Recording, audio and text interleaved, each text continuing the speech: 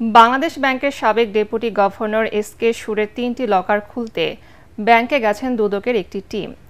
একজন ম্যাজিস্ট্রেটের নেতৃত্বে ওই ৩টি লকার খোলা হবে। এতে বিপুল পরিমাণ অবৈধ সম্পদ মজুদ থাকতে পারে বলে ধারণা করছেন দুদক কর্মকর্তারা। গত ১৯ জানুয়ারি এস.কে. সুরের ধানমন্ডির বাসা থেকে ১৬ লাখ টাকা ও ৪.৫ কোটি টাকার ফিক্সড ডিপোজিটের ডকুমেন্ট উদ্ধার করে দুদক।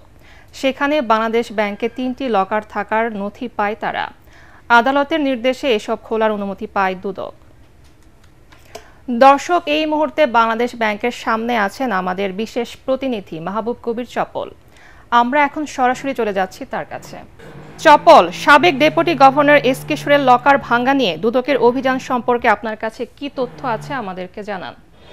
পুনম, এরই মধ্যে এখানে একজন স্বর্ণকারকে নিয়ে আসা হয়েছে। দুদক কর্মকর্তারা যেটি ধারণা করছেন যে 3টি লকারে বিপুল পরিমাণ স্বর্ণ মজুদ থাকতে পারে এবং সে কারণেই এটি বাংলাদেশ ব্যাংকে রাখা হয়েছে। স্বর্ণকারকে নিয়ে আসা হয়েছে এ কারণে যে এই স্বর্ণগুলো আসলে কী ধরনের স্বর্ণ, দাম কেমন হতে পারে সেটি জানবার জন্য।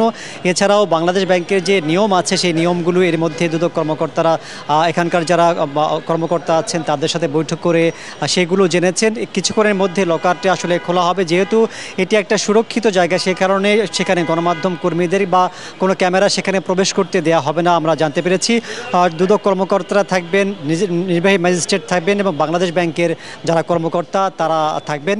আমরা যতটুকু জেনেছি যে এস.কে. সুর, যিনি সাবেক ডেপুটি গভর্নর, তিনি 2018 সালে বাংলাদেশ ব্যাংকের গভর্নর থেকে, ডেপুটি গভর্নর থেকে অবসরে গেছেন এবং তার লকার কিন্তু তার আগের বছর অর্থাৎ 2017 সালে তিনি প্রথম লকারটি রাখেন, যেটি নমিনি করেছেন তার স্ত্রীকে, এবং তারপরে 18 সালে রেখেছে এবং সবশেষ গত বছর তিনি আরেকটি লকার রেখেছেন, অর্থাৎ মোট 3টি লকার রেখেছেন। এবং লকারগুলোর মধ্যে দুটিতে তার স্ত্রীকে নমিনি করা হয়েছে, বাকি একটিতে তার মেয়েকে নমিনি করা হয়েছে। এস.কে. সুরের এই লকারগুলো নিয়ে বেশ চাঞ্চল্য রয়েছে এ কারণে যে তিনি বাংলাদেশ ব্যাংকের সাবেক একজন কর্মকর্তা। বাংলাদেশ ব্যাংকের নিয়ম অনুযায়ী সাবেক এবং বর্তমান কর্মকর্তারা এখানে লকার রাখতে পারেন, যেটির মেয়াদ 20 বছর, অর্থাৎ 20 বছর রাখতে পারেন। সেই গোপনীয়তা এখানে থাকে। যদিও এস.কে. সুর এখানে যে তার লকার আছে, গোপনীয় সম্পদ আছে, সেটি কিন্তু কোনো জায়গায় তিনি প্রকাশ করেননি। দুদক কর্মকর্তারা যখন তার বাসায় অভিযান চালাতে যায় তখন তারা এই 3টি লকারের সন্ধান পায়। এবং এস.কে. সুরের বিরুদ্ধে যে অভিযোগগুলো মোটা দাগে আছে সেটি হচ্ছে যে 2016 সালে বাংলাদেশ ব্যাংক থেকে যে রিজার্ভ চুরি হয়েছিল 8 কোটি 10 লাখ ডলার, সেই ডলার চুরি হওয়ার পেছনে তার একটা যোগ সাজস বা তার অবহেলার একটা বড় অভিযোগ আছে। এবং পাশাপাশি বড় যে অভিযোগ সেটি হচ্ছে যে এই যে বিভিন্ন ব্যাংকের মাধ্যমে যে অর্থ আত্মসাতের যে ঘটনাগুলো ঘটেছে, পি.কে. হালদারের 4,000 কোটি টাকার বেশি, সেই অর্থ আত্মসাতের পেছনে এস.কে. সুরের বড় একটা ভূমিকা, অর্থাৎ তিনি অবৈধ সুবিধা নিয়েছেন বলে একটা খবর আছে এবং অভিযোগ আছে। এবং সেই কারণেই কিন্তু দুদক তার বিরুদ্ধে গত 2 বছর থেকে অনুসন্ধান করে আসছে।